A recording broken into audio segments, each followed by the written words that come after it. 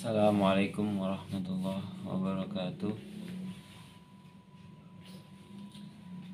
Anak-anak kelas 7 yang Bapak banggakan, sebelum kita memulai pembelajaran PS, mari sama-sama kita berdoa terlebih dahulu. Semoga apa yang sudah kita pelajari hari ini diberikan pemahaman oleh Allah Subhanahu wa Ta'ala. Berdoa dimulai.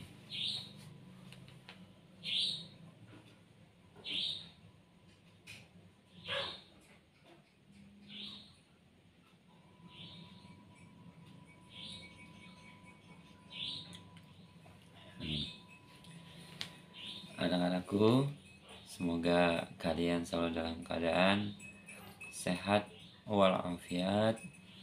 Meskipun belajar di rumah, harus tetap semangat belajar, semangat beribadah, semangat meraih masa depan kalian agar menjadi masa depan yang sukses dan berhasil. Baik, Bapak akan mengajarkan IPS bab 1. Silahkan dibuka IPS kalian halaman 3, berkaitan kepada manusia, tempat, dan lingkungan hidup. Antara manusia, tempat, dan lingkungan itu tidak bisa dipisahkan. Yang namanya manusia itu butuh tempat untuk tinggal. Yang namanya manusia itu butuh lingkungan untuk bisa saling bersosialisasi, untuk saling berinteraksi. Jadi 3 hal itu tidak bisa dipisahkan. Kemudian selanjutnya, pengertian konsep ruang dan interaksi antar ruang. Kehidupan manusia itu dipengaruhi oleh beberapa aspek. Di antaranya ada 3 aspek yang mempengaruhi kehidupan manusia. Yang pertama, ada yang namanya aspek ruang. Yang kedua, ada yang namanya aspek waktu. Dan yang ketiga adalah aspek kemasyarakatan.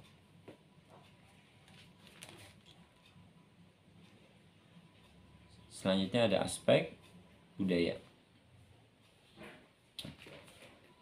Berbicara kepada ruang, ruang itu merupakan suatu daerah atau tempat yang ada di muka bumi secara sebagian maupun secara keseluruhan permukaannya.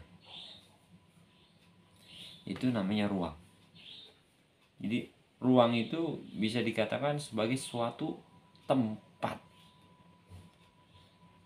untuk manusia melakukan berbagai macam aktivitas. Contoh ruang adalah Bapak gambarkan seperti kelas, ya. Kemudian kelas itu ada tiangnya, ada dinding, ada bangku, kursi, papan tulis, dan seperti itu, dan yang lainnya. Itu ruang. Jadi ruang itu seperti sebuah tempat. Ada tempat untuk belajar, ada tempat untuk makan, ada tempat untuk belanja, ada tempat untuk tidur, dan sebagainya. Itu dinamakan sebagai ruang. Dan bahkan ruang itu bukan hanya sebatas tempat saja, anak, tapi ya, merupakan suatu yang bisa kita lihat dan kita bisa rasakan. Contohnya seperti udara. air, batuan, hewan, dan sebagainya.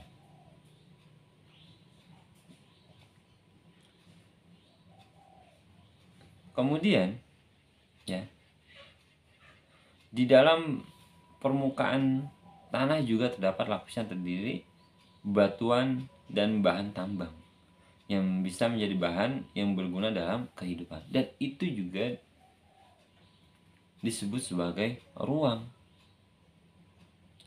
yang dimana hasilnya itu bisa dimanfaatkan, bisa digunakan oleh manusia. Jadi sekarang kita bisa menyimpulkan apa arti ruang. Ruang itu adalah suatu tempat dan unsur-unsur lain yang mempunyai peran yang bisa berpengaruh terhadap kehidupan yang ada di bumi. Segala sesuatu yang berpengaruh kepada kehidupan manusia itu disebut ruang. Contoh misalkan air. Siapa sih yang tidak butuh dengan air? Siapa sih yang tidak memanfaatkan adanya air? Apa yang terjadi kalau seandainya tidak ada air? Jadi yang namanya air itu sangat-sangat bermanfaat untuk kehidupan manusia. Nah, interaksi antar ruang dilihat dari beberapa contoh. Yang pertama yaitu banjir tahunan yang ada di Jakarta. Banjir tersebut terjadi pada setiap bulan saat musim hujan. Dan ini dikarenakan rusaknya hutan yang ada di Kabupaten Bogor, sehingga air sebagian besar mengalir ke sungai, sedangkan sebagian kecil yang terserap ke tanah. Dan Jakarta menjadi korban luapan air kiriman dari Kabupaten Bogor. Itu namanya interaksi antar ruang. Jadi Jadi banjir itu bukan hanya terjadi di kota Bogor, di Kabupaten Bogor yang mengalami hujan, karena ya, kurangnya penyerapan air, ya, karena meningkatnya volume banjir, jadi dialihkan ke sungai dan sampai kepada Jakarta, bahkan ke Bekasi. Jadi interaksi itu ada keterkaitan antara daerah yang satu dengan daerah yang lain. Nah, yang kedua, ya, bisa dilihat dari ada perbedaan antara kota dan desa. Ya. Kita bisa membedakan antara kota dengan desa. Biasanya kalau masyarakat yang hidup di kota itu memiliki fasilitas yang berbeda dengan mereka yang hidup di desa. Untuk wilayah kota itu sendiri, segala fasilitas itu sangat mudah dan bisa terjangkau. Contoh seperti sekolah banyak kalau di perkotaan, rumah sakit banyak, klinik banyak, sarana prasarana, jalan raya, transportasi itu banyak di perkotaan. Sebaliknya, jika di desa itu masih kurang fasilitas umum, sekolah masih jarang, ya, nggak ada. Kita juga kalau lihat di berita masih ada anak yang sekolahnya jauh sekali, melewati sungai, ya, melewati bukit, ya. Itulah ketimpangan antara desa dengan kota. Nah, dari dua contoh aspek di atas kita simpulkan adalah yang pertama, aspek ruang antara Jakarta dan Bogor itu merupakan aspek waktu. Ketika musim hujan yang menyebabkan banjir di Jakarta. Kenapa? Karena waktunya itu setiap musim hujan pasti terjadi banjir. Yang kedua, adanya perbedaan ruang yang lebih menguntungkan di kota sehingga dalam waktu tertentu masyarakat desa akan pergi ke kota. Kenapa masyarakat desa ingin pergi ke kota? Ya, pertama ingin mencari nafkah, ingin mendapatkan pendapatan yang lebih baik dibanding di desa. Seperti itu. Banyak sekali. Apalagi kalau setelah mudik habis lebaran. Ya. Habis arus balik itu banyak sekali masyarakat desa yang berada di luar Pulau Jawa, bahkan di Kalimantan, Sulawesi, ya, itu pada datang ke kota-kota besar seperti Jakarta, Bekasi, Bandung. Tujuan apa? Untuk mencari nafkah.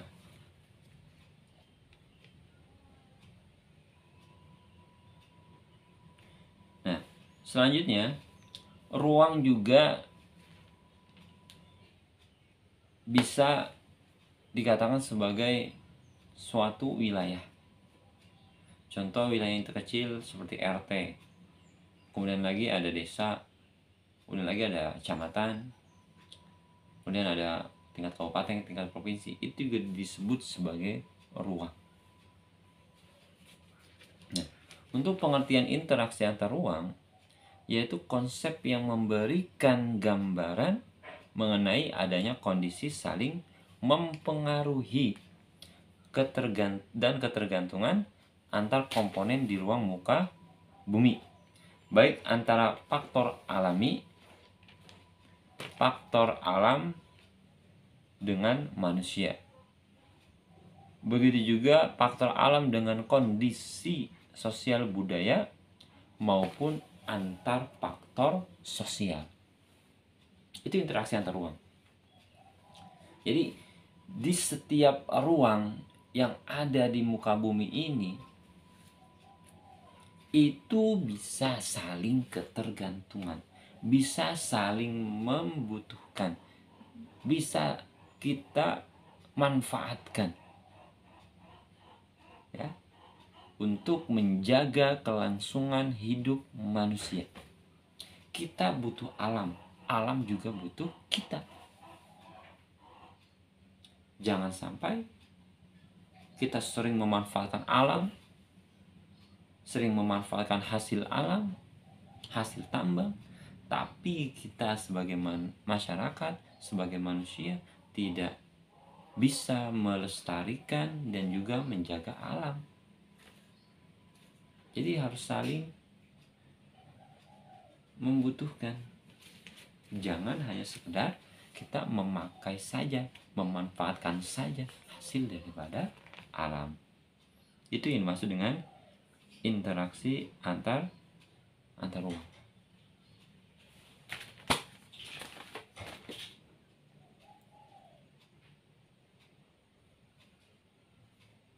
Nah, kemudian terjadinya interaksi antar ruang itu dipengaruhi oleh 3 faktor. Faktor yang pertama adalah saling melengkapi atau complementarity. Ingat itu anak-anak. Apa? Yang pertama adalah saling melengkapi atau complementary. Apa itu saling melengkapi? Yaitu adalah perbedaan sumber daya atau komoditas antara suatu ruang dengan ruang yang lain akan memungkinkan terjadi arus perpindahan karena timbul pasokan atau supply dan permintaan atau demand. Jadi saling melengkapi itu artinya 2 lokasi yang menghasilkan komoditas berbeda kemudian saling melengkapi kekurangan masing-masing. Ya. Misalkan di suatu wilayah dia menanam jagung. Terus di wilayah lainnya menanam cabai. Nah, di 2 wilayah ini kan bisa saling melengkapi. Yang satu wilayahnya butuh jagung, dia datang ke wilayah yang memang nanam jagung. Yang satu lagi nanam cabai, ya berarti dia beli atau datang ke wilayah yang nanam cabai. Jadi saling melengkapi. Karena setiap daerah, setiap wilayah itu berbeda hasil tanamnya.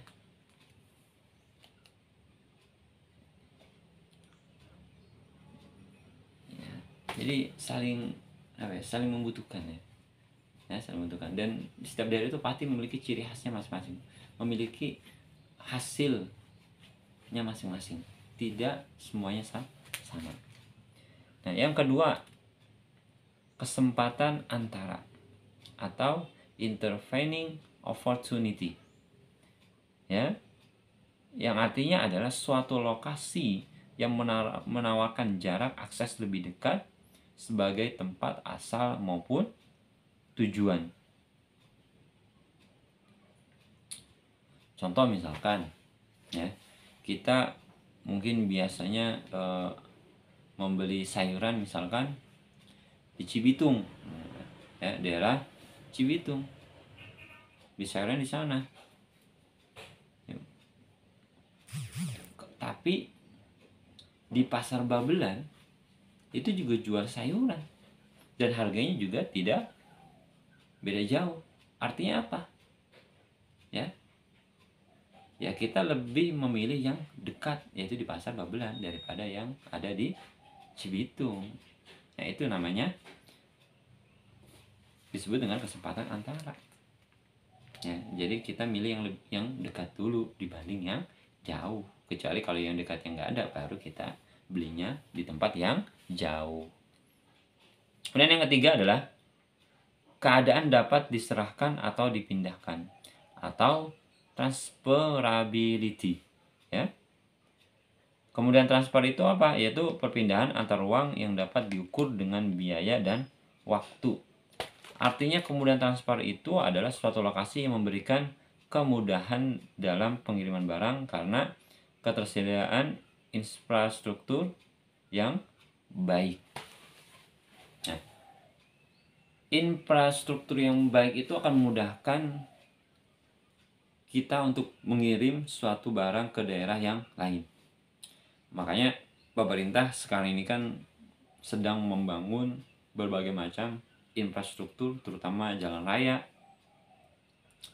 ya, untuk dibangun agar lebih mudah ketika mengirim barang dan juga bisa memangkas waktu yang biasanya mungkin sebelum ada jalan tol, ya, perjalanannya hampir 6 jam, 7 jam, tapi semenjak ada jalan tol misalkan perjalanan hanya sekedar 2-3 jam. Nah, ini bentuk daripada kemudahan dalam transfer. Karena kalau misalnya kita ngirim barang jauh, jalanan rusak, nah ini akan mengalami banyak tantangan. Selanjutnya, terdapat 3 bentuk interaksi antar ruang. Ya, yang pertama, mobilitas penduduk. Apa anak? Mobilitas penduduk.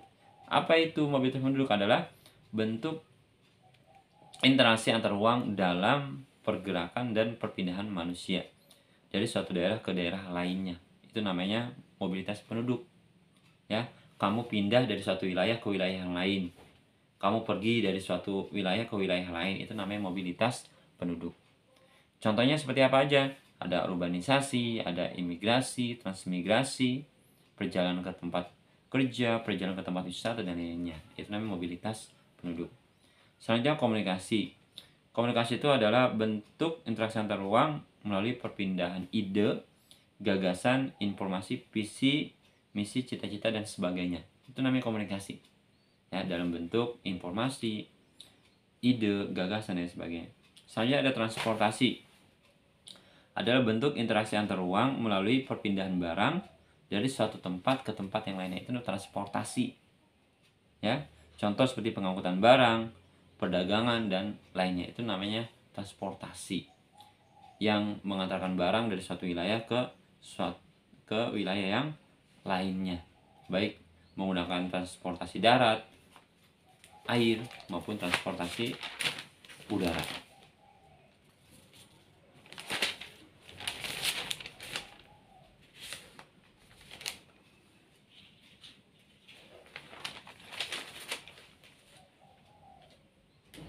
mungkin ya itu saja pembahasan kita untuk hari ini yang berkaitan kepada pengertian ruang dan juga interaksi ruang. Semoga kalian bisa memahaminya ya. Dan jangan lupa dicatat poin-poin yang penting saja yang Bapak sudah jelaskan tadi. Untuk tugasnya nanti Bapak kirim ya melalui link di grup WhatsApp. Kurang lebihnya mohon maaf. Terus semangat belajar. Bapak akhiri. Assalamualaikum warahmatullahi wabarakatuh.